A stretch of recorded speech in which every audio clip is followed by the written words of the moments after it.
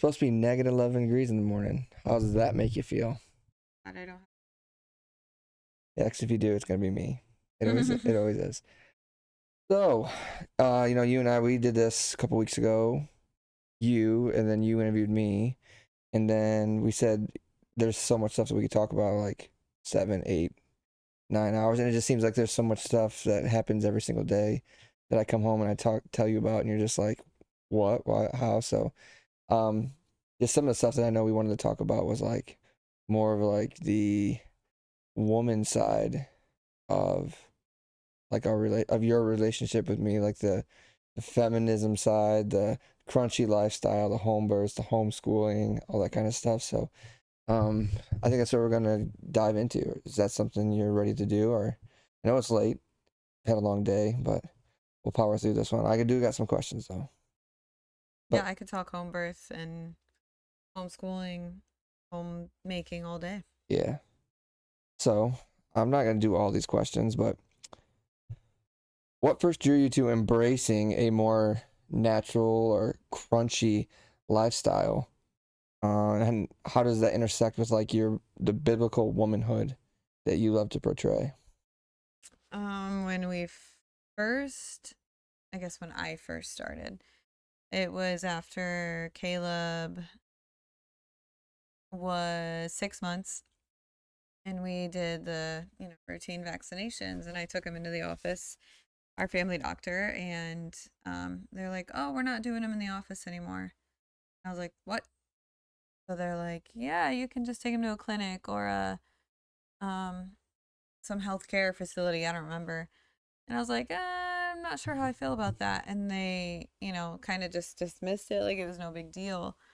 And so then that kind of got me thinking, um, maybe they're not worth it. Like, does my kid really need this? Like, is it something that I have to stress out about? And so kind of went down that rabbit hole, and I was like, definitely don't need to do this. Oh my gosh, I've been poisoning my kid. Like, I've been not helping him. And thankfully, I think I was going to his 6 month one, so he only got 2 and 4 months of shots. But um, that's what started it all, honestly, because before that, I was very, uptight, strict, and like definitely your typical first time mom and by the books. And so, um, then you weren't always on board. You were just No. like, I don't know that I believe you. Like, I think you're just listening to your crunchy moms and listening to your like holistic moms group and blah, blah, blah. Which, yes, they helped me a lot. They sent me like where to go, what links, and um, they helped like take the overwhelming to not. Um, and so I just kept, it was one of those things where like I told you, like we can always get him vaccinated if we decide to, but we can never undo it. And so you're like, yeah, it's fine, no big deal. Um, but I don't know that I've ever really looked at it biblically until like after Liam was born. I think when I was really getting in like essential oils and like learning about like the herbs and you know the medicines that they used back in the day, like tinctures, and how they made remedies from like things that they could grow. And it really spoke to me about what God created and how he intended us to use that stuff. And so that was a new fascination almost, because I didn't always think that way. But um it's definitely gotten more intense as we've had more kids, and way more strict. And now you're on board, thanks Joe Rogan, or whatever doctor or whatever he had. So that was fun. That was a really fun conversation. But yeah, I think it was just my doctor stopped doing them in the office, and I was like, I don't want to take him somewhere else. I don't like So when he that. stopped doing them in the office, and then you asked him, "Hey, did you ever ask him like, hey, should I still go for it?" Or did he like recommended, or I did think it he? was with Liam. I remembered asking because we never even like took the kids to the doctor. Like Caleb is 11 years old. I don't know the last time he went to a doctor. And we go to the chiropractor, but like to be like a well visit, I don't know the last time he's went. And so I would take the kids in, especially Liam, having him at home. We didn't have like a typical check over for him. Pediatrician, yeah. And the midwives, said to maybe just take him in for like a 2-week checkup to make sure he's, gaining weight. His color's good. His like he passes the physical, which is like um the I can't think of what it's called, like the startle reflex and all the responses and stuff. And we love our doctor, we take the kids. I literally just take him so he can meet them basically.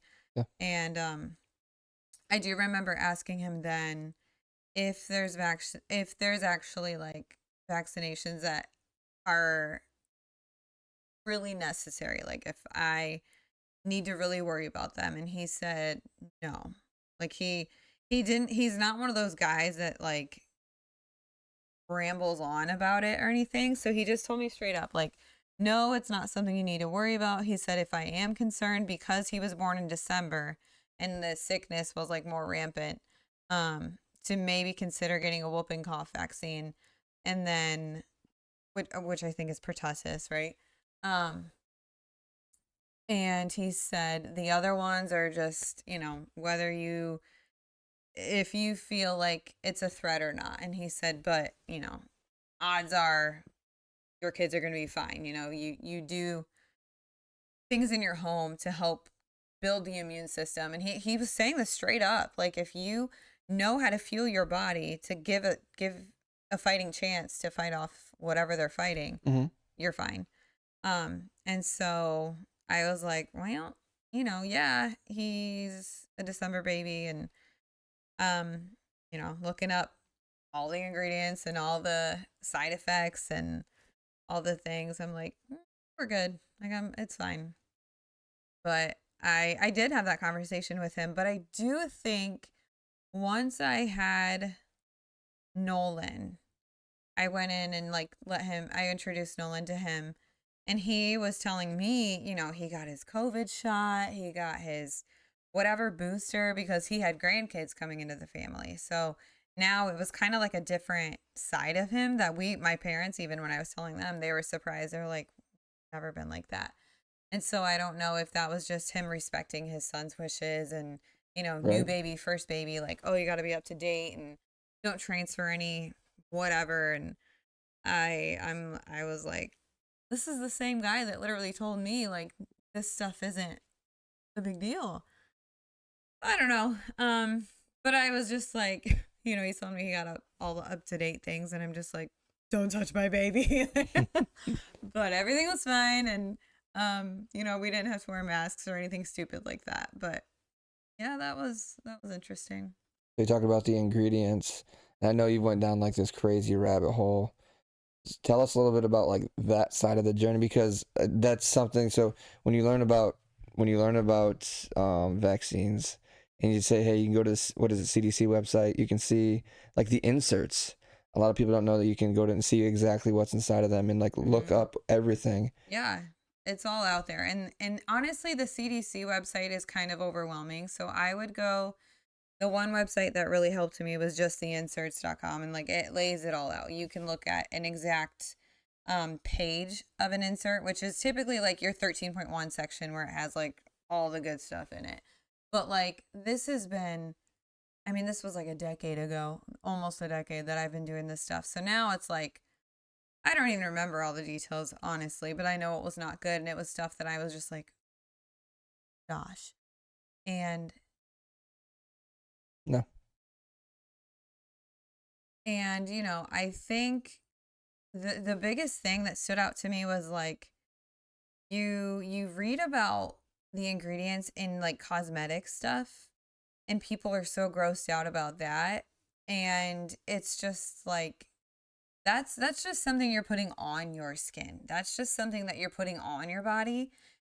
The ingredients that they think are so disgusting for putting on your body are some of the same things and worse that you're putting in your body. And so it's like, I honestly don't remember. I know there's like aborted fetal cells. I know there's like so I can't remember if it was like monkey embryo something cells. I can't remember. It's way out there stuff. And I remember sometimes when I was reading this stuff, I'm like, there's no way this is true. But like, honestly, it probably is. These people are awful. And like, again, it's all out there. You have to take the time and really like devote uninterrupted time to like research this stuff. Like, this isn't something you could just like read about and know exactly what what it's talking about. Obviously it helps if you have like a doctor laying it all out there, because or AI now. And totally AI. Oh my gosh. It's got to be the right one though. Jeez. It's got to be the right AI. Yeah, Grok, come on. Yeah, I didn't even think of that. Like, it's, I wonder, that would be a fun experiment, like just trying that out as a trial, what they would say. But like the ingredients, like it's one of those things where I think when I was talking to you, I'm like, if it's not broke, don't try to fix it. The kids are fine. They've always been healthy. I think that we were just taught that like they need to have this, and yeah, it's forced down your throat. And like, if you say no anymore, it's like, excuse me, like it's you're taken aback. Like it's insane. But I think fear was a huge thing too. Like, you're taking advantage of a first time mom who never has researched anything, who just takes the word of her doctor and trusts that this modern medicine is studied and it's tested, it's safe, it's secure. right. Please.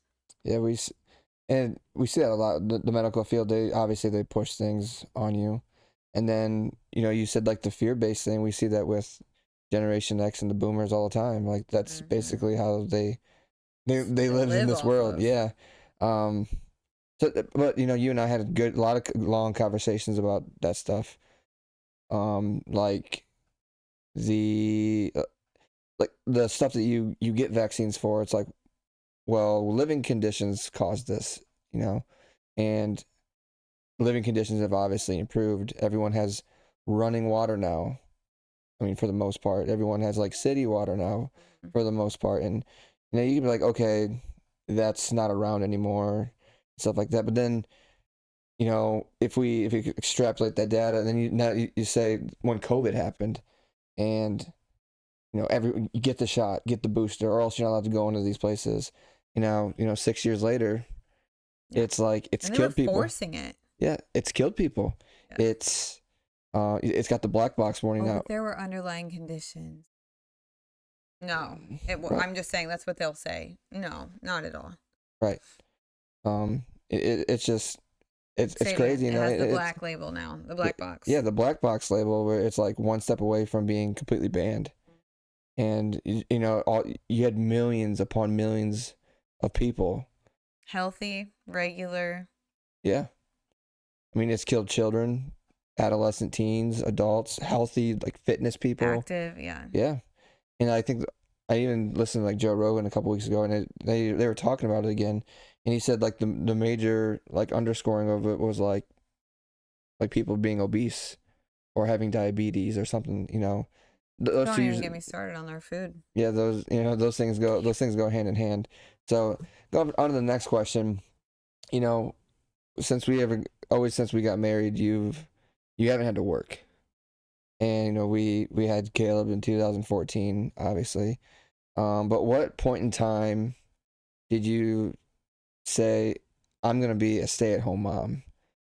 Like, when did it hit you, and when was there like a scripture or a passage in the Bible that was like, it's telling me that I should be a stay-at-home mom, and this is what I'm gonna do, and not so much that I've always allowed you to do it. I've never been like, hey, we're struggling, I need you to do something.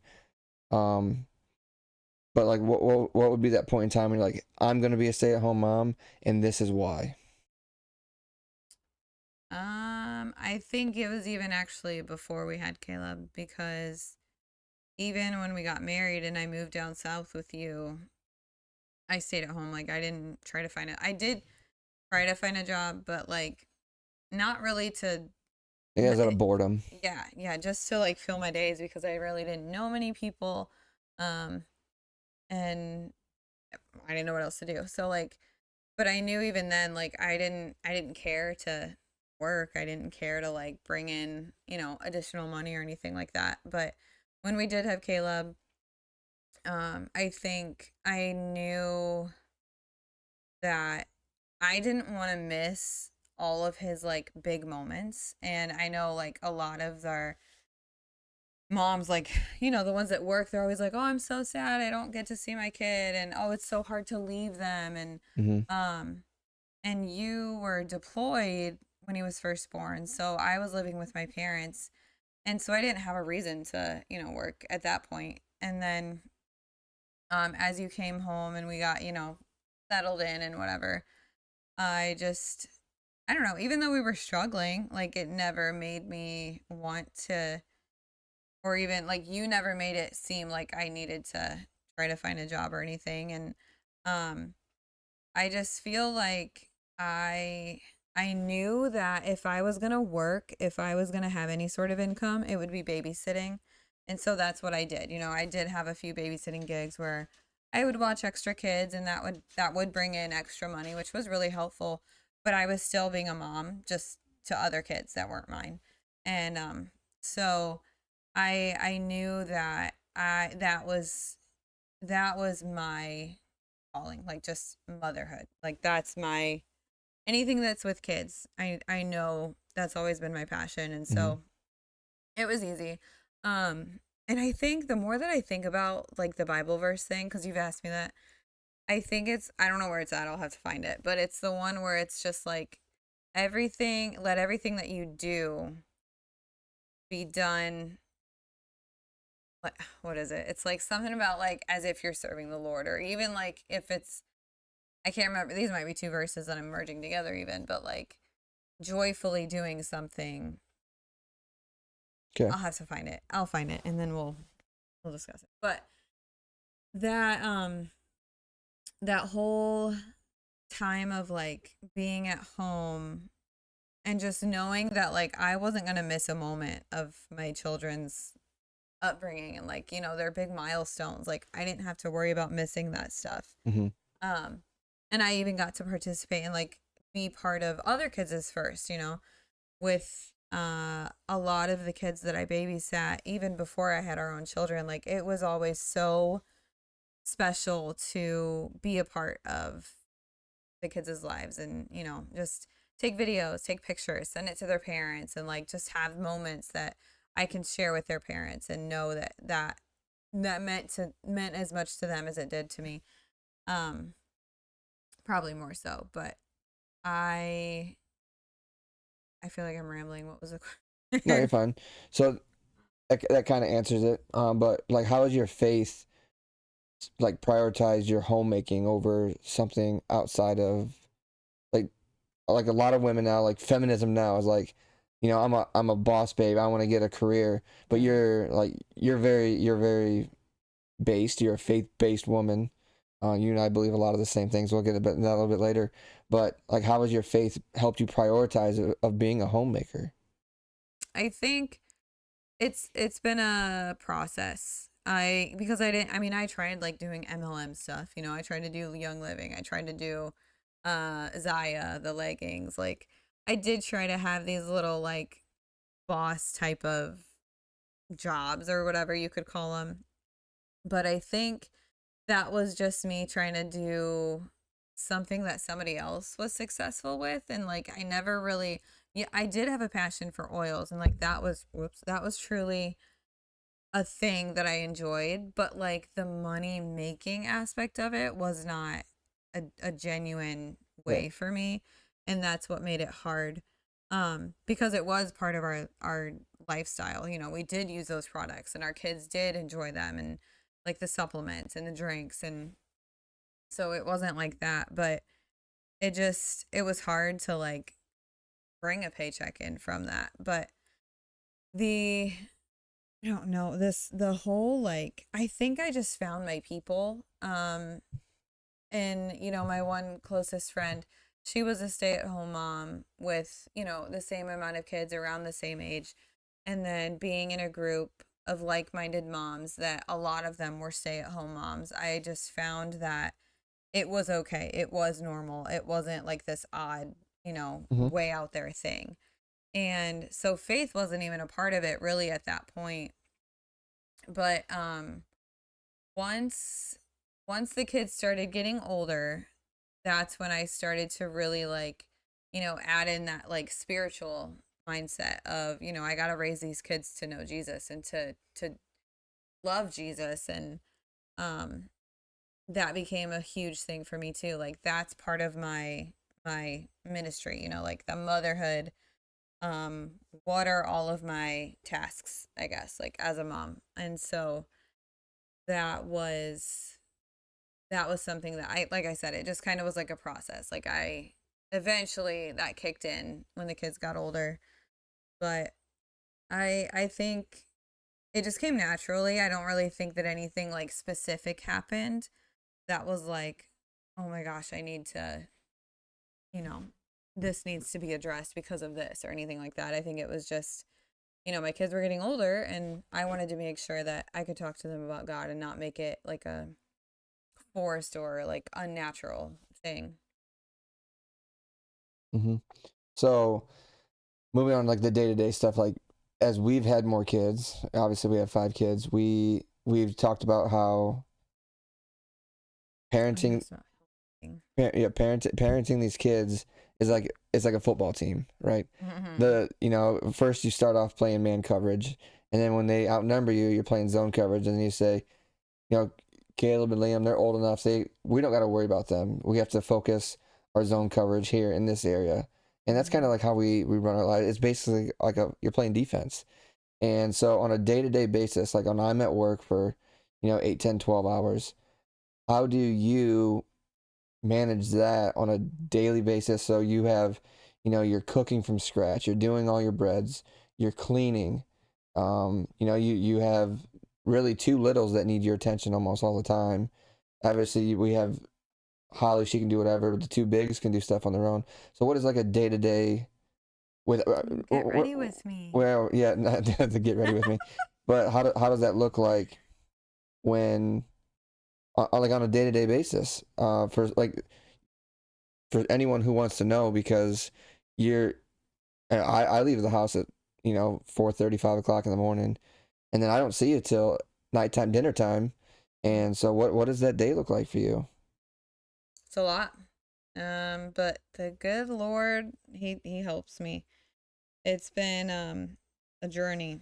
I think it's always been funny because like, we start with 1 kid, then 2 kids and 3 kids. So like as we add to the family, I find that it's not even like harder. It's just that like there's there's I don't even know how to explain this, but like I remember when when it was just Caleb and Liam, I would just snuggle in bed. It would be fine. Like I could get them just, a little snack or something to hold them over until we have like, until I'm ready to cook a big breakfast or something. Mm-hmm. Um, and now, the boys are old enough, they can get toast or whatever I mean, they can even cook their own eggs, actually. They can take care of their own. Yeah. But like, you got kids that they're all different too. So like Holly, she'll wake up and she'll like, "Mom, I'm so hungry." And it's like, "Get up and get food right then, right there."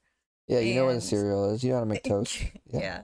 But we don't always have cereal on hand because we buy the expensive stuff. But I think it's just I like to I'm so not a morning person. So I'm like I love to sleep and not be awake at like 5 or 6 in the morning. I don't well, that's not me. So I know. I try.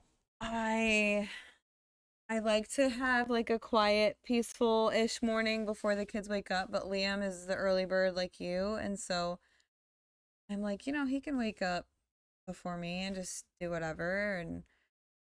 But ideally, I would like to, get my Bible, just read a little bit and just kind of spend time with God first. And that really just sets the tone. Like that, there's a huge difference between when I get to do that and when I don't.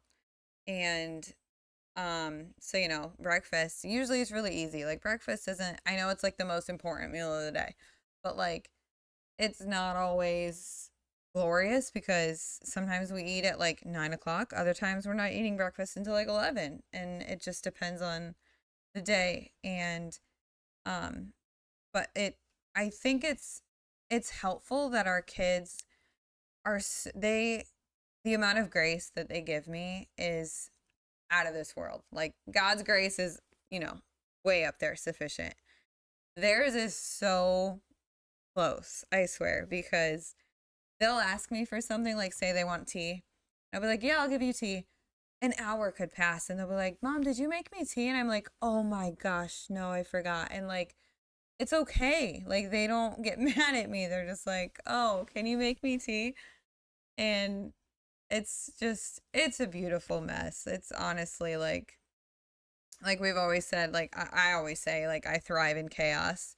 Even though chaos is not a godly characteristic, I feel like I thrive in chaos. But we, especially like with homeschooling, we try to get the food done and out of the way so that we can sit and focus. If they want to have a little munchy snack or whatever while they're doing school, we do that. We get their school done, and Caleb and Liam Caleb definitely can do it all on his own. He might have a few where he needs help and I'll help him, and then he should be able to be good on his own. And Liam still, his like description will say read to the child, and so even though he's fully capable of reading it, he still wants me to read and be that teacher for him. And I'm like, oh my gosh, just do it. But we sit down and we get through it. And then Holly, her lessons literally take like 20 minutes tops. We're just doing math and language arts right now. It's not science, history, all the other added things yet, just because I feel like they're still young and I can incorporate that with them all together when the time, like I can do different level activities, but still the same lesson, if that makes sense. Mm-hmm. So, we get that done. Oh, we do Bible lesson. We're just kind of going through like the foundations of the Bible right now. So we read it and then we kind of just discuss it, go over like a general thing where I ask them a few questions, make sure they were comprehending it. And then lunch, which is like I don't meal plan very Never. I try, like I want to. So like, lunchtime comes around and they're like, what's for lunch? And I'm like, peanut butter and jelly. I don't know, like grab a string of cheese or made pancakes 3 days ago. Chips. They're in the fridge. Yeah, we have leftover waffles. Just eat those again. It's nothing fancy. It's just whatever works. But so then, I try to limit screens also, where if they get all their stuff done, they get chores done, things that help around the house, like they are fully capable. They help with the dishes, they help with feeding the animals, cleaning up general stuff. They've got their bathroom down to a T. They can clean that and it looks amazing. I'm like, hey, come do mine. But yeah, I think it's just making sure that we're all working together. And something I'm struggling with too is like when I'm expecting them to do something, like they might need taught how to do it. Especially like, Liam vacuuming tonight. Like you had to literally tell him, like, I heard you saying like go forward and come backwards so that you're going over and like teaching him about the lines or whatever. And sometimes I don't have the patience for that. Like I'm just like, just do your best. Like it's fine, just do it. But yeah, they don't learn that way though. yeah, no, it's something else that like I'll hit on another day, and I'm just like, oh my gosh, and then help them. But then dinner comes along, and sometimes it's done. Sometimes I'm like, I'm cooking 95% of the time. Yeah. Get at it. So But when you talk about homeschool, how do you go about like picking your curriculum? Because there's so much stuff out there. Obviously, we live in Ohio, so it's very lenient on your homeschooling practices. We live in a rural community, so it's not like it's crazy big town, but like Ohio is very lenient with homeschooling stuff, so it was pretty easy for us to switch to be homeschoolers. yeah, I don't know Um, that I would ever, I don't think it ever was in my mind that I was going to send any of our kids to school. right, but how do you go about like picking the curriculum? Because like Curriculum. there's so much stuff out there, and how do you lean a certain way? I mean, obviously we're talking about a faith-based podcast here, but how do you go about finding the correct one? Because even though I mean there's things out there that they're said they're one thing but they're not, and so how do you go about picking like a curriculum, especially that's going to be you've been out of school for 20 years almost, not that long, but but I mean it feels like it's what you're like relearning some of this stuff as you're teaching them. Yeah, So for sure. how does that go about? For me, I knew, I feel bad because Caleb has been like our test rat, Guinea like pig, yeah. guinea pig, yeah. Most older kids are. Um, and so, at first I was just going off of what my mom did for my sister because she had all the stuff and I just was using all the hand-me-downs and everything. But then quickly discovered I'm not a planner, I'm not a prepper. And so I needed something that was just like a open and go type of lesson and not something that I had to prepare a week in advance to have everything set up, everything prepared, everything cut out, everything um, materials and stuff galore. And so I just kind of started doing my own thing. Like there's so many workbooks that you could just buy from the store, even the dollar store. And I started that with Caleb, and then just a little library, easy library books, like Usborne when that was a thing, and teaching him sight words, all that stuff. But then I obviously I joined a lot of like homeschool groups on Facebook and was reading, the top recommended, the highly suggested, and then free, obviously, and affordable.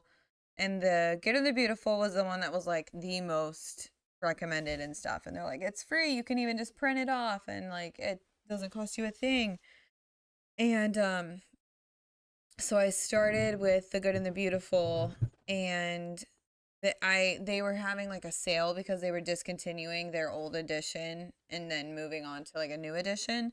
And so I went like crazy, buying all the discontinued stuff. And because I liked it. I mean, I didn't have any complaints. And it's it was Christian, like non-denominational. So like it talks about God, and it is Christian based, but like then you find out that like the founder is Mormon, and I'm like, oh my gosh, I'm supporting Mormonism. And like there's nothing in this curriculum, I promise, that like would tell you that there's a Mormon writing it. And so, then that kind of trickles in where like I've supported that, and it's like no. So then I've looked into like master books, and I knew that I definitely wanted Christian curriculum. I don't want something teaching evolution or something like way off that we don't believe in, or saying that like a big boom happened and just stupid stuff that I don't want my kids even reading about when they're learning basics. And so I've always leaned toward, the Christian um the curriculum, but like with the Good and the Beautiful, they set the bar high because I think their levels were advanced. They Yeah. were more like ahead. And so when I switched to master books, I was like, oh dang, like this level 5 is kind of like what we already did in level 4, but whatever. I really don't think that there's like a fall behind in homeschool because like you said, Ohio, their laws are so not strict. Like you people used to think that you had to log every single hour that you would be studying or doing school. You had to provide like a curriculum list and stuff, and I never did that. I was like, I'm gonna teach my kid according to their level. Done. Like never gave any sort of specific anything. And so, um, you know, My thing is just I definitely need it to be like open and go. And right now we are still using the good and the beautiful, but I print it off and it's free, so I'm not like supporting them, but I don't know. It's one of those things where I'm like, is it okay? It's okay. But like trying to think, the history and the science that I bought, those are kind of like extensive, and I don't even like history, so like that's going to be hard when I start to actually like implement that into our days, but Mm-hmm. um I think it'll be good enough to where we can take turns reading or something, make it fun, we can act it out. I don't know. We'll try to make it intriguing, but again, that's from a Christian um Perspective. yeah, like the founder is Christian, and like it's not like what we were taught in world history where it's like, hold up, we were we were lied to. I'm just gonna Bamboozled. Yeah. keep it. Yeah. Yeah. Shout out Tuttle Twins. We Oh love you. gosh, yes, we've been going hard on the Twiddle Twins, and then like the readers. Like there's times where you want your kid to just go read for 10 minutes, and so like that was really hard to find like chapter books that I approve of. That I'm like, how do I know if there's gonna be like a good, decent storyline, or if it's gonna come out to be like, oh, this guy has a crush on this guy, and it's like, why is that even in a children's book? First off, but no, I think like chapter books and like readers for the kids to practice reading and go have quiet time is probably that was the hardest, way harder than curriculum for me. Yeah. So what would you say the joys are and the pitfalls are of homeschooling? Um, I do love it. I think that it's just something that I've always taken like in the perspective of bonding. Like I'm spending time with the kids, But and that's frustrating too. yeah, it can get frustrating. I think um yeah, it does get frustrating. So like that's the downfall. Like when there's times where I'm just like stressed, or I feel like there's so many things demanding my time and energy, like if I The dog. sorry. All right. If I know I lost my train of thought.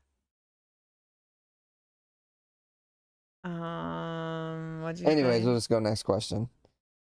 It Oh, was the downfalls and stuff. the joys and pitfalls. Yeah, no. Okay, so like it's like when I have so many things, like if I'm trying to make bread or if I'm trying to get something made, that is like hands-on. I can't just be like, he's crying.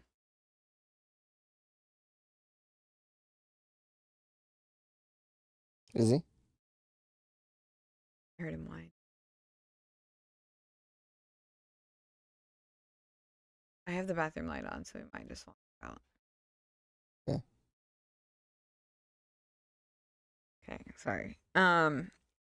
So it's mostly it's a me thing. Like the kids are never the reason for my frustration. It's because I'm feeling all these demands at me, and obviously like the kids will tell me, "Oh, I need help with this," or "I need help with that." And then the next kid, "Oh, mom, can you help me with this?" And so it's just sometimes like I just have to have that patience, and again, like their grace though is like mind-blowing. But um it's really beautiful to see, to know that like Holly now, like you heard her reading her Bible earlier, Mm-hmm. and like her sounding out these words and like putting words together in sounds, like it's so rewarding to know that I'm capable. Like there's times where I'm just like, oh my gosh, I can't do this, but like you can. It's not as bad or as hard as parents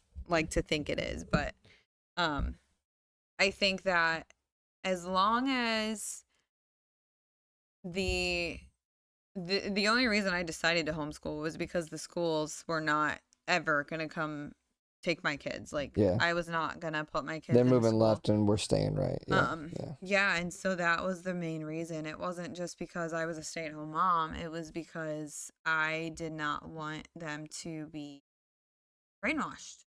So, yep, we're gonna teach you at home. So that was why. So we're talking about kids, home births. Obviously, you had Caleb in the hospital.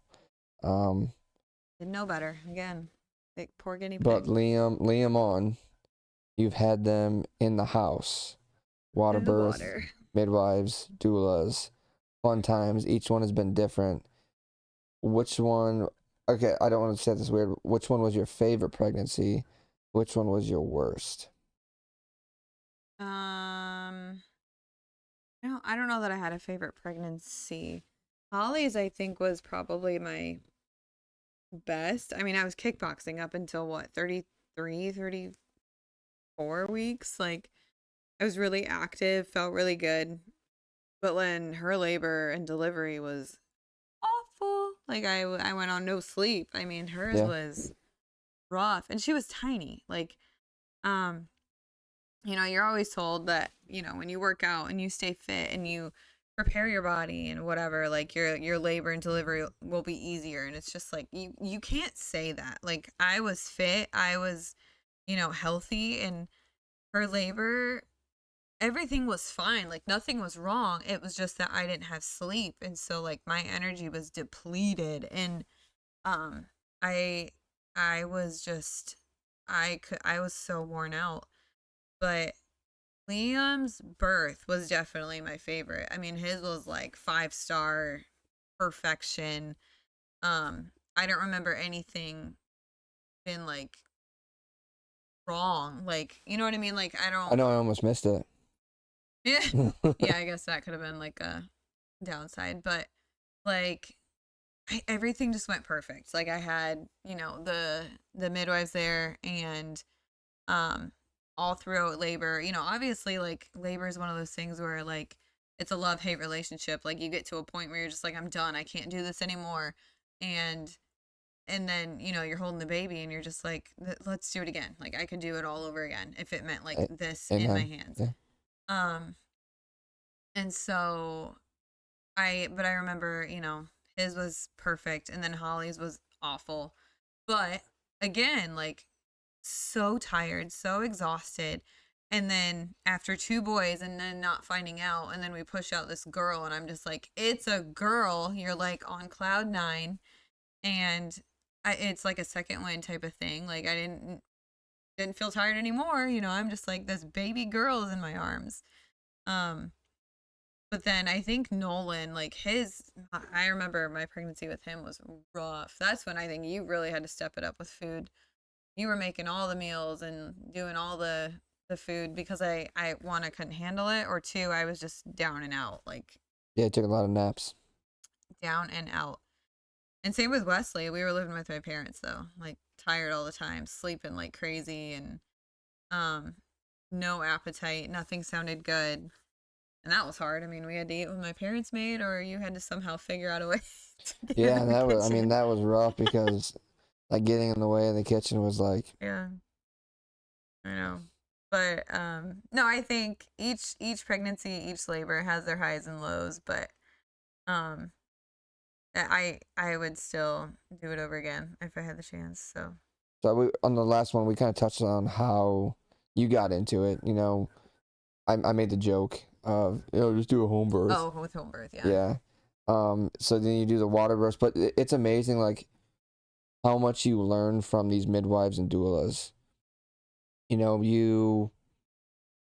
They tell you, they go in, like, they don't do any of, like, you can get an ultrasound if you want, they don't do it for you. Mm-hmm. But all this other stuff that you learn from them, like, women will say, oh, I'm eating for 2, but it's like, they told you Actually, that was at the Naval Hospital. They told me the peanut butter sandwich.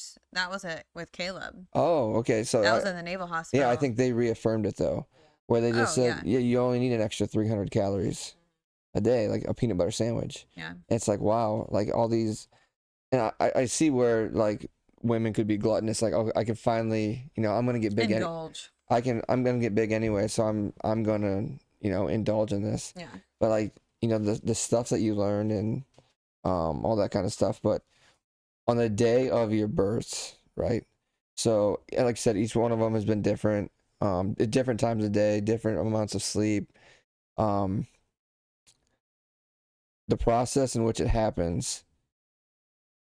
Walk us through like those last, like, let's just say like the last 15 minutes, and then after you have the baby, you're not done.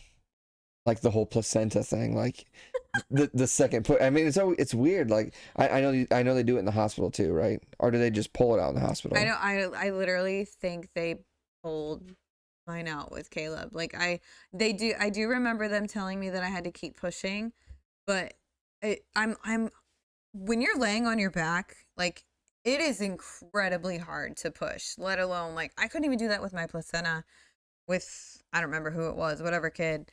And I'm like, how the heck did I do this in the hospital with pushing out a baby on my back? Like no, that was crazy. But really quick, I want to touch on like the difference between the midwives and like a hospital staff Yeah. because anywhere like I did love my OB. The OB that delivered Caleb for me was the one that delivered me for my mom. So like that was really special, super cool. But like huge differences between how she cared for me and how the midwives cared for me.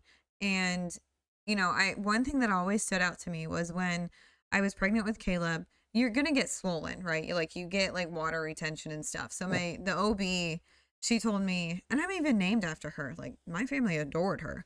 So she told me, don't eat salt, don't eat canned foods, do not salt your food, like cut salt out. And then the midwives, I remember it was with Liam and they were asking me about my diet, how I eat my foods. And they're like, are you salting to taste? And I was like, no, like I thought you're not supposed to have salt or limit salt. And they're like, no, you use as much salt as you want. Like your body will tell you when you've had enough. And I'm like, what? Like huge difference. And so that was something they've asked me. They would ask me every single appointment. And like, I remember. Yeah. granted, you go into the OB and you're seen within like 15 minutes and they're like just checking the baby, checking you over. I don't even know that they really like talk to you about anything. There's no like relationship there. And the midwives, they clock out an hour for your appointment. You're literally sitting there and you're strengthening this relationship with them. And they are so well versed at just they take care of you so well. They take care of your baby so well. And it's personable. Like, they would feel where the baby's at and they're like, "Hey baby, we're going to feel for you and please work with us." I just adore them. And so, you're going through all these prenatals and like I said, it's just a day and night difference between, I mean, you've only went to a few of the midwife appointments, but you know how they are. And like, you didn't go to any with Caleb, so you really weren't part of that. But like, it's very sad to me that moms don't have that closeness where they can, feel actually like loved and cared for. Like I can literally sit here and say, I love my midwives and I know they love me. They love our children. And that's so special to me. But like going into labor and like, I think your question was like pushing out the baby and then after, what was your question? Yeah. So obviously everyone knows what births. I mean, water We birth. have a video. So Yeah, go water watch birth it. is different than a typical hospital birth. You caught your own babies, all of them. Yep. And we set the tub up for you, and you're basically on your knees, and I'm just there like coaching you. Like there's times where you forget how to breathe. Like it's weird, but I'm just like coaching you, like breathe, breathe, breathe. I got you, breathe. Stuff like that. You do really well. You're actually like my rock. And that's something that has been really fascinating because you even with Liam, I remember like afterwards talking to you about it and you were like, I was scared to death. Like, I didn't know what I was doing. I didn't know how to help you. I didn't know what to expect. And like, you didn't show that at all. You were like this solid rock that was right there with me, helping me when I needed, and like, you know, pushing on my back and like helping me through labor and different contractions. Um and so you've always been very hands-on with my labor and with the delivery, like right there.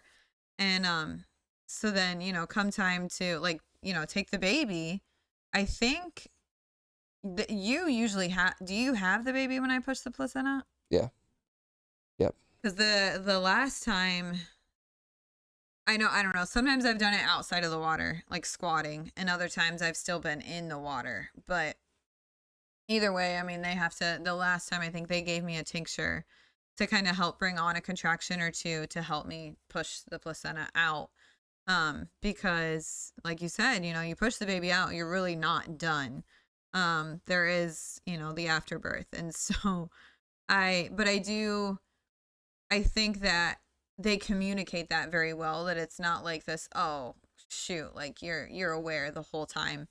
Um, and so, you know, they coach you through it again and get get it done. But they they've always everything has just been so positive. Like even with Wesley, you know, we had to give him a few like helpful breaths, and Yeah. so there's never been an inch of fear when I'm giving birth. And they're And very good coaches. yeah, and like they're very level-headed, they're very and like to the point, you know, we watch back Wesley's, and you're trying to make the tub the cooler, like the temperature cooler in the water, and she's like, no, don't do that, do this, and like very stern, and like um I don't know, I love that that's the atmosphere, you know, everything is just beautifully done. And so then, you know, we get out, they wash us up, wash me up, and then you've got the baby, I think, doing skin to skin or whatever while I'm getting cleaned up. And um everything just, like I said, just continues to go beautifully. And then you get to lay down in your own bed, Yeah, and that's the big one. you're like surrounded by your whole family. Like we had all the kids around us. You have you know, the midwives that helped bring us this beautiful family that we have, and then food that we want. You know, it's not some reheated plate that somebody might have denied in the hospital that they just decided to bring you. You never know. It's food that is like nutritional and fresh and delicious. And so, you know, recovering in your own bed, food that is fresh and, you know, made right there for you.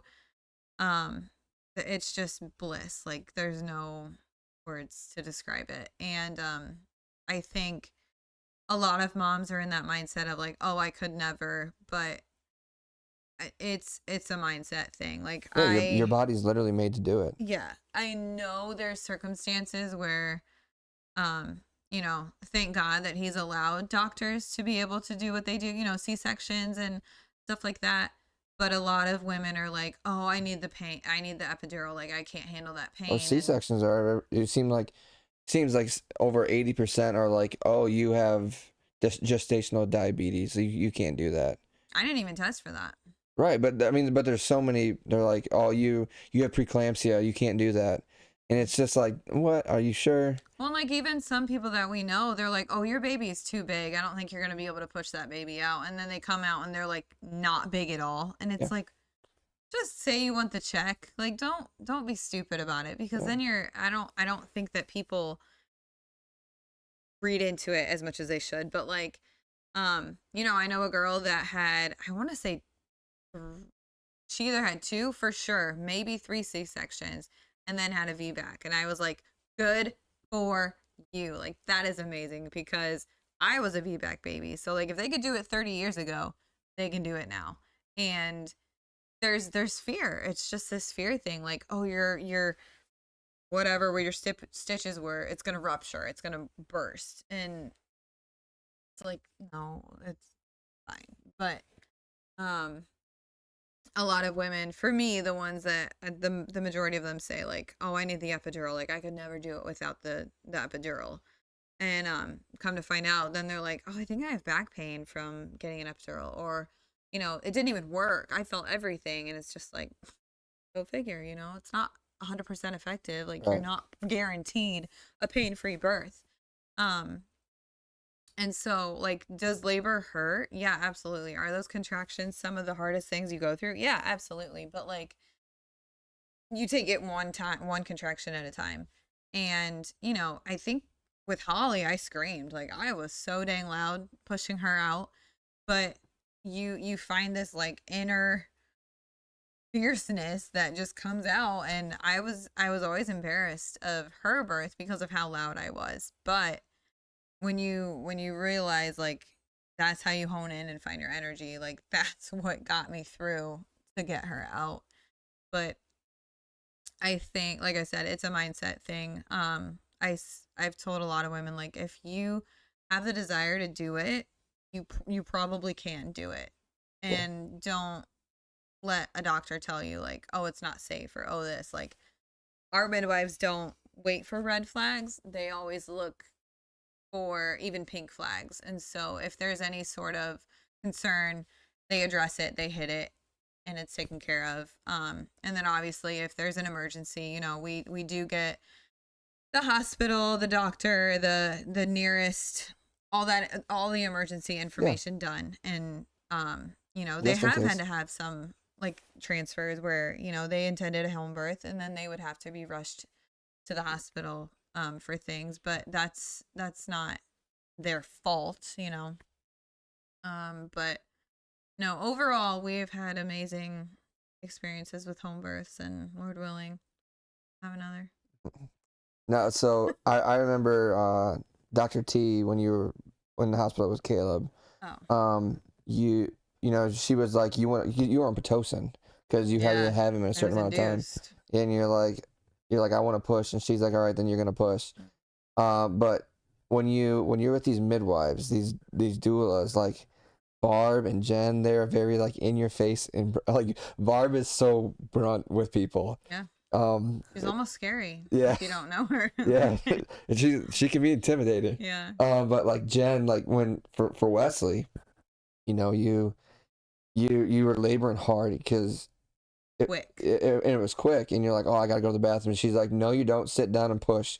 And 30 seconds later, baby's out. Yeah, literally. Like you're like, oh, I have to go to the bathroom, and she's like, no, you don't, Get stay in in the there tub. and push. Yeah, and like for some people that would be like that's a red flag for some people because they don't like being told what to do. Oh But I mean, gosh. these people are professionals. Yeah. And they're very good at what they do. Yeah. No, I think that's something that I've always made sure was clear for me, because even in the hospital, like my nurses would try to tell me like, oh, don't push yet, don't push yet. And I'm like, you can't not, like, get out of here. So I do remember I was telling the nurses like, I have to push, go get the doctor. And they're like, I don't know, we have to go find her. So like, I do remember, like I said, you can't not push when you're in this moment. Like you cannot fight it. They're crazy if they try to tell you that. And so thank God when she came in, she's like, if you want to push, we're gonna push. I'm like, praise the Lord. But the midwives, they're very um aware. Like they listen to the baby a lot. They have a mirror that just goes under, and they look and check for the head and stuff, and like they encourage me to do that also. Like, Jen would tell me like, feel for the baby's head. And um if I couldn't feel him, like, or feel one of the baby's heads, whoever, then I knew that like there were still a few more contractions to bring baby down lower. But like with Wesley, you're right. Like I was on the yoga ball and she was listening to him. And then next thing I know, I was walking and I was like, oh my gosh, there's pressure. And I was like, I think I have to poop. And I was literally getting ready to get on the toilet. And Jen's like, nope, get in the tub. And I was like, Yeah, okay. for the people listening, like it was so fast. You called them at whatever 6 something. We walked into this house at 7:15, You were on the ball at 7:21. You got in the tub. 7:23. You had baby. Yeah. I mean, it's all time stamped on the files. It's Right. It was literally crazy. 8 minutes from the time we walked into this house. Yeah. To the time you had baby. Yeah. They thankfully they knew what to do because they're coming from like Toledo, Findlay, in that area. One was from Toledo, one was from Findlay, but like they came to Bowling Green and they were eating at a restaurant in town, so that when I said like I think it's time, they were only minutes away instead of half hour or so. And so thank God, or else I would have been delivering that baby. for sure. Yeah. And like it's crazy to think about, but like, I do know how to deliver the baby. It's like, they do teach you. It's like snapping a football. Grab the head, turn it, pull the shoulders out. Same thing. Yeah. Jen didn't like that though. But I think that what really stood out for me was when, like, in the hospital, everything seems so rushed. Like when I remember when I had Caleb, like, it's just like, all right, on to the next. And so they're scrubbing him down, washing him, and like obviously they have to take him to get circumcised, and it's just like, oh my gosh, like what is going on? And then like obviously giving him a shot, like, oh, are we gonna give him a shot? And it's like he was just born. But then I look at you and you're like, yeah, and I'm like, oh, okay. But when we have the midwives, it's everything is just so like calm and everything just flows, and I don't know, it's just like surreal because it's almost like this moment of I don't even know how to explain it. Like the words are not coming to my brain, but it's a good, amazing experience that I could never say anything negative about. Yeah, so that's like, and I'm not trying to like demean anyone, but if you can do it, you should try to do it. Mm-hmm. Yeah. Especially if you want to be like I would say that's like your boss babe, like biblical moment. Like you. Yeah. It's empowering. It's very, and it's good for when I see you do it. Like those whatever that half hour that I'm waiting, watching everything happen. It's like that's very stressful for me. I mean, if something happens to you, I'm stuck with four or five kids. If something happens to you, that's what I always worry about. Like, yeah. I want you to come through safe, and then make sure the kids are healthy after that. So that's always a big thing. But so we'll roll this in. So that's like that's like your boss babe moment. We're talking about a little bit about feminism here, and what'd you give me that look for? Great. So you and I, we live in like this. We live in the patriarchy. Like you fall under me. You help me. Rightfully so. Right. Yeah. Rightfully so. How do you explain that to someone who is just, someone who's been, especially for people who have been influenced by the world, like generations now are influenced by the world, like social media, TV, movies, like propaganda is everywhere. And so how do you, if someone were to ask you like, how or why do you do that? You can say the Bible tells me to, but you can give that explanation, but what is like, what makes you want to do that? Would be my I think it's actually easy because like I wasn't always in this mindset. Right. I think that since I used to be in that like, that immature, like I wear the pants in the relationship, or, I know what's best, or you should listen to me. And like, I knew that like the man was always head of the house just because like that's how it was when I was a kid growing up. But I think like as we started having kids and stuff, like I really pushed that limit kind of. And so I think that since I'm trying to like word this correctly, I think that since I have been in those shoes, and not even like the strong feminist like stupid stuff, but I mean like the ones that try to control the husband, and like the ones that say that you know, they don't need a man or whatever. Like it's almost just arrogant, because I tried to do things like what I thought was best or how I thought was best, but then realized quickly that, you did it a different way and it worked better, or it was more efficient or whatever.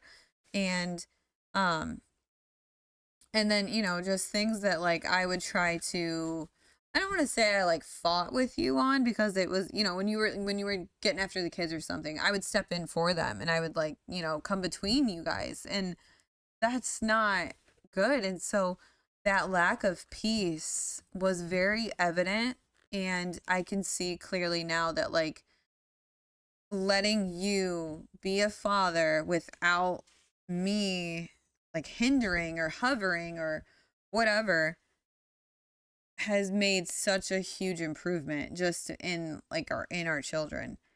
And so, if somebody did come at me and question me or whatever, obviously yes, it would go back to the Bible. And a lot of people aren't believers, and so it's just like, well, that doesn't apply to me. So what then? It's like, I don't know why women think that they're superior to men, because I, I don't know. For some reason, it's so funny and cute when women are stupid, and it's just like, no, and it's not something that I think should even be like broadcasted. But I think that there are men that have ruined the masculine ways. I get it, Yeah, but at the same it's not time, toxic masculinity, it's abusive. They've abused the masculinity part of it. yeah. And so, it's becoming a thing really hard right now that they're just changing the meaning of these words. Like you're flipping the word and changing it so that it has a different meaning. Abortion, they're calling it abortion. What is it though? It's murder. So like you can name it a different thing. That's fine. What is it really? And so like you said, this toxic masculinity, it's not toxic. Like, yes, there are abusive men. The masculinity can be abusive, but you know, it's crazy to me how big feminism has become lately, and I will never understand it. Like it's something that I just kind of like, my heart starts to pound and my blood starts to race, because I'm just like, these people are the ones that are like mothering children, and Lord knows how, that's not going to turn out good. I mean, yeah, you're going to have all these women, independent women that think they can do it all, and then you're going to have some lady who thinks she can be in charge of like what, the fire department or something, and it's just like, get out of here. Not going to work. I don't know. yeah, and it's, I don't want to say this, like the women, the feminism. I've always said that it's like the white liberal woman is the worst demographic in the world. Like it is absolutely terrible. Yeah. I mean, just look at like what happened. Look what happened in Minneapolis, Minnesota, because of a white liberal woman. Look what's happened. It's a mess. It is an absolute mess, like almost to the point of the Insurrection Act. And the one of the problems is women have tried to, with feminism, they don't like being told what to do, right? You just talked about that. They don't like being told what to do. Right. So they push things farther and farther, because they call them, they want to consider themselves like boss babes, or they don't need a man to do whatever they want. But in doing so, the world has allowed for that to effeminate men. like men have lost their masculinity because they're afraid of being canceled or afraid of, even a woman holding, sex over a guy's head. Yeah. Like, Right. you're not getting it because you're not doing what I want to do. Like the demasculation of men Mm-hmm. is caused directly by feminism. And it's thankfully we're seeing like a change in that. Like myself, like obviously I was in the Marine Corps. A lot of my veterans friends, like they live in the patriarchy. Austin, Danny, Wanganki, Wallace, all like very strong. In like the patriarch, like we're men's men. Yeah. You see that more in the rural areas of the country, but like feminism, the That is toxic. it is. It's 100% toxic. Like I said, the white liberal woman is the worst demographic for the world because they think they're going to do something and they're doing everything wrong. For example, you vote in a Muslim leader in New York City, and like you guys, you cheer on free Palestine, but do you know what the Muslims will do to a gay person? They'll chop your head off. They'll throw you out of a building. Like, you don't know what you're getting yourselves into. Yeah.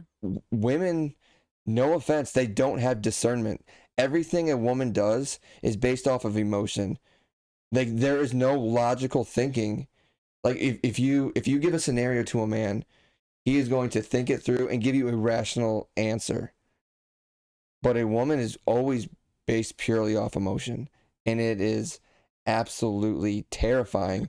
I don't know if you've seen the map where it's like, if only men voted, I think it was like Let's do it. 46 out of the 50 states were red. No, I didn't see that. Like it's absolutely like if the 19th was repealed, but like I think the only ones left were like New York, California, like New Hampshire or something like that. Yeah. But yeah, like feminism, it is absolutely toxic, and it's ruined men. It's ruined the church. Yeah. It's ruined, like, I can't even stress enough how bad it is. Yeah, like what good has even come from feminism? Right, Honestly. right. There's nothing. So then, like You think you can abort your babies instead of have them, so at any time. whenever. Some places are at any time. So now you have like, these women who are like, I don't need no man. I can do. There's no gender roles in anything that we do. Like, that's like the extreme version. But then you have like the Proverbs 31 woman, the trad wives. They're coming back. And I know you don't like labels, so I'm not going to call you a trad wife. But the Titus 2 gives clear instructions on how a woman is supposed to raise her family. You're not supposed to indulge in wine. You're supposed to teach the younger generation of women how to be a homemaker, how to be a wife, how to raise your kids up, how to support your husband. And it runs right into the husbands, like, hey, you're supposed to do this for. And then you have the ultimate boss babe is Proverbs 31 woman. Like, she's the homemaker. The people at the town's gate know her name because she takes care of her house. Everyone knows her husband, and stuff like that. So how do you correlate? That's enough of me preaching on feminism. Let's hear from you. The correlation of like Titus 2. If you want me to read the verses, I will. And Proverbs 31 woman compared to what feminism is. You might have to read the verses. All right, I'll bring up Titus. It's Titus 2, 3-5. Titus 2. Older women likewise are to be reverent in behavior, not slanderers or slaves to much wine. They are to teach what is good, and so to train the young women to love their husbands and children, to be self-controlled, pure, working at home, kind, and submissive to their own husbands, that the word of God may not be reviled. And obviously, you know what the Proverbs 31 woman does, like verse 10-31. I'm not going to read those, but yeah, I think that for whatever reason, feminists are so caught up with themselves that Pride. It's disgustingly prideful. And for whatever reason, it's like it's applauded. And like, I'm all for women having these major achievements and saying like, good job, girl, like, let's get it, but like, don't disrespect someone else while you're doing that. And the feminist stuff is just straight up hatred towards men, and straight up, like, I don't even know how, like, a feminist would be married, but, like, going off of what we knew of, your brother and how that was, like, there's no respect. It's a Right. very fine line. They say, oh, I love this person, but, like, what is love then if you think you love that person? Because that no, there's no way.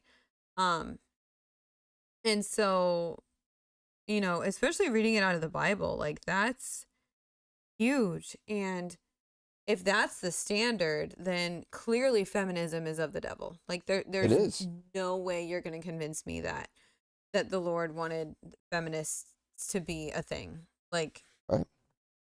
I don't, I can have a good female doctor. I can have a good female dentist, or like different titles that could belong to a woman, but like, it's not going to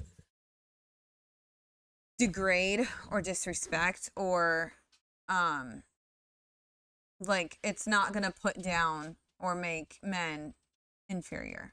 And I don't know, it's just like, it's just this toxic thing that's really taking over right now. And there's times where, you've got people that are trying to defend abortions and stuff, and I've never understood, as a woman, you are given the gift to create and make a whole human life in you.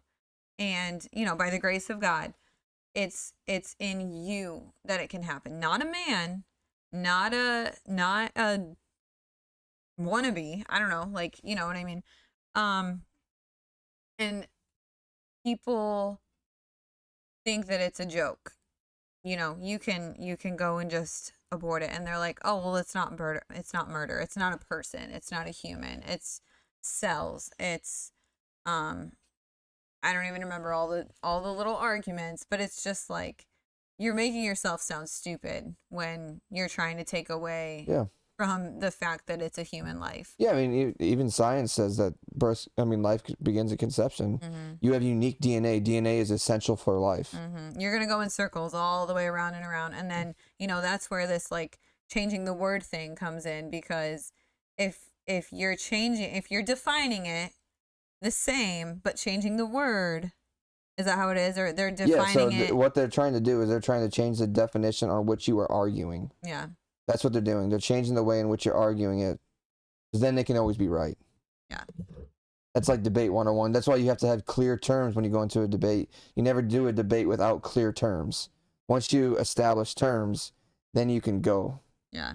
Yeah. So it's that whole, it's just like, you're twisting it to fit your narrative, and Yeah, that's the Tallarico. only way you can justify it, but that ain't right. And that's something that I've always been passionate about. I don't think that you've always even seen eye to eye with me on that one until recently, because you're like, "Oh, what about this?" Or, Yeah, I didn't know rape. Like, I don't know how you feel about stuff like that, but Charlie hit it right on the dot when he's like, "How many people here are standing here because of them being here from Yeah. incest or rape?" And you don't know. Like, Yeah. there's still a human being. There's still gonna be a decent person, and or not a decent person, but like, there's still gonna be a person in this life that is the Imago worth. Dei. Yeah. Yeah, and so, that spoke volumes to me when he made that little point, because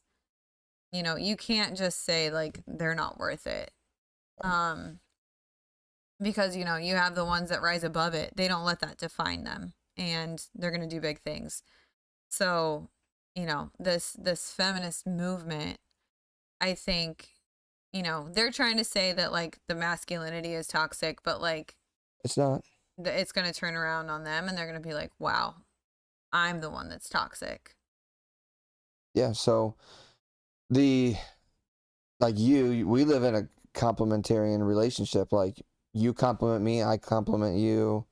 I don't mean compliment like, hey, you're beautiful. I mean, obviously you are, but like the things that you do, if you can't do them, I pick up, Yeah. we never say it's never 50-50. It's Right. always 100-100. Like where you lay down, I'm picking up. That's how we go. So how would you explain that to, I mean, I kind of just did, but how do you explain that to somebody who, or even argue for that point? Because, like you said, they want to like take away gender roles, but like 97% of the military is men. I think like 94% of like civil, police and firefighters, and then you have like 89% of construction workers are men, and then like the oil fields, like it, if like women, they want equal rights, right? Good for them. They want equal standards. Okay, when it comes to a draft, are you going to get drafted? Like, are you going to go to war? No. Even the women who signed up to do stuff in the Marine, I know women who signed up to do stuff in the Marine Corps and got pregnant so they didn't have to do anything in the Marine Corps. Wow. Plenty of them. That's trashy. Yeah, they spent their entire enlistments pregnant because things got too rough for them. That's the kind of stuff that you're like trying to avoid, because that's how easy they can get out of it. That's how easy you can avoid the standard. And so I don't mean to go on a high horse there, but like like the, like I said, where I fall short, you pick up. Where you fall short, I pick up. How do you go about that on a day-to-day basis? Because obviously you're here with 5 kids all day. I come home from work, but we don't let each other fail. Yeah. I think it boils down to respect. Like it's if we didn't have the respect for each other that we did, it wouldn't be just a like, oh, I'll pick up here, you pick up there. Like and I'll admit, like I didn't always have that the respect that I do now. Um I think I always like expected it of you.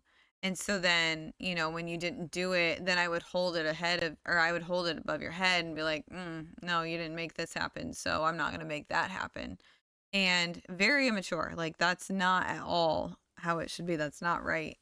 And, God definitely convicted me of that. And so that, that mindset of, you know, if I expect him to help me, I need to help him. And so we thankfully, like you said, if I didn't make it to the dishes before you got home, you come home and you clean out the sink, you put, you get all the dishes put away and or loaded into the dishwasher or whatever. And it's not a big deal. And so, I think that women are just so it's prideful that they're dealing with, and I don't think that maybe they don't realize it, I don't know, but I think that it's very obvious that you can't sit there and expect something if you're not willing to do that yourself. But I don't know if that answers your question. It's just for us, I know it's respect. Like, that's how we are able to get I don't know. That's how we are able to make it work and work 100 and 100. Yeah, and it's communication. Yeah. Like from, hey, I didn't get this done. Okay, I'll do it. Or, even something like, hey, I'm on my way home from work. Do Yeah. you need me to stop at the store and get something? You need anything, me to pick up anything for dinner? Mhm. I haven't done anything for dinner. Okay, cool. I'll just stop and get something, take a load off your plate. It's stuff easy Yeah, as you're that. not a mind reader. Yeah, and it's so like communication could fix a lot of things in people's marriages.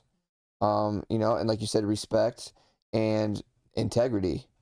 Um, the like men, I'll tell you right now, like there's no reason you should have another woman's. There's no reason you should have another woman's number in your phone that you should be texting her every single day. Like that stuff shouldn't fly. That's disrespectful to your wife. That's disrespectful to your kids. That's disrespectful to her family. That's a promise that you made a promise to her that you're going to give her everything you have until the very end. No matter, I mean, till death do you part. You are Period. giving her everything, and to be doing that is taking away from her. And she might not know it, but everything eventually comes around. And I don't want to speak for women, but that should go the same thing for women. Like you should not be Absolutely. like you're married. You should not be cordial with the opposite sex at all. You should not be even be putting yourself into those situations, you know. And then like if you're one of those women that you go out clubbing like late at night, or even dudes like you go out clubbing and you're married, like Or you go to a bar. guy nights. It's like, I mean, I've been to the bars with guys, even being married, but it's like we're gonna grab a burger and a beer, and I'm home by 9:30, 10 o'clock. You know, like I always say, nothing good happens after midnight. Like those are devil hours. You know, nothing good. Like I mean, Johnny says those are your warring hours. Yeah. Spiritual. Yeah, that's exactly what it is. Those are the hours that nothing good happens. And if you're married, you should be. I mean, I obviously like I've stayed at people's houses till like 11, 12 o'clock because we're watching like a UFC fight. Like, but I don't drink, I don't smoke. When's the last time? Yeah, so I mean, I don't do any of that stuff, and I'm like, hey, I'm on my way home. We got Life 360. You know where I'm at, but and then like if stuff happens, like I tell you who's there, all this kind of stuff. Yeah. Like I give you full details. I know. It's shocking that you said communication and not me, because I'm the one that's usually like, communicate. But yeah, but huge. communication is, like I said, it fixed 95% of relationship problems. That's what it is. But there's no reason you should have you should be, there's no reason you should be talking to another woman directly in your phone every single day. Same thing with a woman. Like I said, you should never be talking to another man, especially when you have his kids or anything like that. That stuff should not be happening. It is very disrespectful. No matter what situation you're going to, there's no reason you should vent to another man. There's no reason a man should vent to another woman. That is for him to decide with his wife. 100% of the time. I feel like I'm scolding people right now, but it's 100% what needs to happen. I mean, if it's a mutual thing, well then what? You reconcile it. It doesn't matter, especially if you have kids. You do it for the kids. You figure it out. Like, I don't want to, like, there was a time a couple years ago where people we knew, I went over to their house and, they were like, oh, we're thinking about getting a divorce. And I'm like, do what you want to do, but you got to stay together for the kids. Like, we worry more about the kids than anything else. Like, but there's no reason you should be talking to other people. Like that kind of stuff, it really pisses me off, to be honest with you. It does. Because it's just mad disrespectful. There's no reason for it. Because you, like, if I was telling all my feelings to someone else and then you found out about it, you'd be like, dude, that hurts. Like, yeah, no, I think no, because that's adultery. That's emotional cheat. It's cheating of the heart. Yeah. Regardless. So there's no reason for it. And if you're doing it, you need to stop. Because that is adultery. 100%. That is, by the biblical standards, it's lust of the heart. It's adultery. Lust. Yeah. That's what it is. Yeah. And the Bible tells us to flee from lust. Yeah. And I don't even know where my next question was going to go because I kind of just got thrown off. But like, it's feminism and, these women who hold themselves higher than men. It, like I said, it's infuriating. Gosh, now I was off on a tangent. No, I know.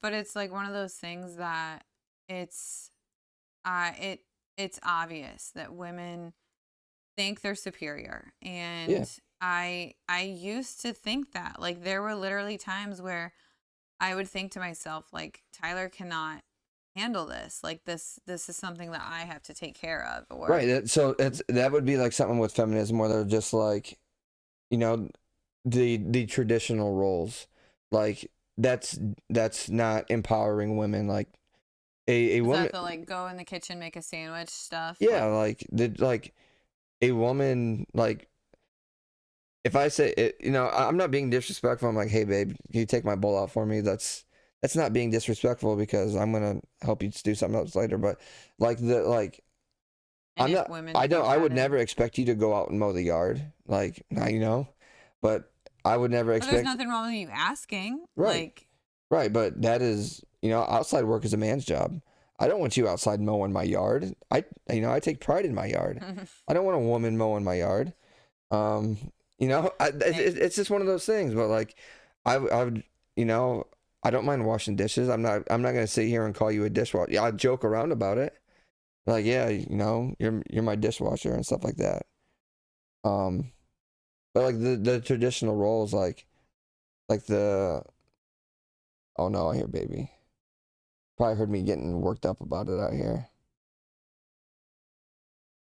All right, so I hear him crying. So we'll just finish this up. We'll hit these next questions next time. What advice would you give to a younger mom who's feeling drawn to this lifestyle, but faces pushback from her family, friends, or people around her that may want to live like the traditional conservative, or we'll just call it what it is now, yeah. conservative female life versus like the feministic world that is out there? Yeah, that's one thing that thankfully I've never had to deal with, because I've always had a good support system. I had other people outside of my close knit people, kind of questioning me, doubting me and stuff, but like I've always been the type of person that just kind of shrugs it off, and like it's not something that'll affect me or bother me. And so you really just have to find your people. You have to find the ones that can encourage you, that can equip you, and um, build you up as a mother, and not, challenge, or if they challenge you, let it be in a good way. Like, let it strengthen you. Um, but don't let anybody, try to demean you or degrade you, put you down, belittle you, and doubt, your intentions, because there's a saying, mother knows best, but there's definitely there that we're the minority. Like, I have learned that from the very beginning, that this way of life is not the norm. And um thankfully, I was able to find people that agreed, and that were on the same page, and I had a good support system. I had a good, respectful husband who was always on the same page. Even if he didn't agree, he was on that same you were on the same page. And so um just making sure that you know your stuff, and if as long as you're confident, and as long as you know for sure, that's all that matters. You and your husband, like, you're the key people. No, that's fine. So baby's crying. I have to cut this one short. So, Bethany, thanks for episode 4. Yeah, episode 4. Didn't even say it in the beginning. Oh, Episode 4. We're on here again because there's so much more we can still talk about. We just brushed over stuff. So, thanks again. I fun. love you and peace out.